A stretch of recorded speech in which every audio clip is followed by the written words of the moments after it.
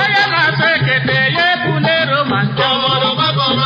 ekete na-abụ ka ndị mbụ ji ejekwa egwuri ọrụ ugbo leru na anya pati ji n'ọka na nkụ n'ọgbọ akwụghị ojide ejide dịke nso ụzọ nọtara ya n'ọgụ ijiji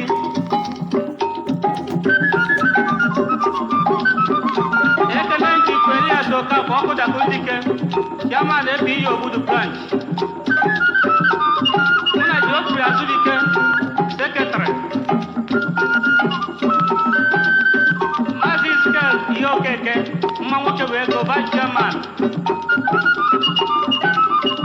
ajụjụ eji Maazị Alexander Udeagbara isi agbara na ana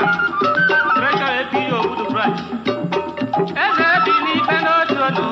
eze bi n'ikpe n'otu onu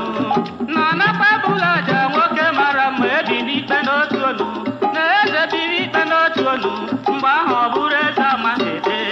na ịnụta nke ọrụ eze nnu nke ọrụ eze kwa ọ bụrụ na eze agbagwa anụmanụ ị na-akpara nka mgbannu jebe ị na-akparụ nka mbinye n'ibe nnọbụrụ mgbaburu ọgụ gbannu jebe kwa ị n'otu onu ịgba n'otu aka ịnụ n'onu na-abụ ịgba n'aka na-abụ ị mara ihe ije ebe eze bi n'ikpe n'otu onu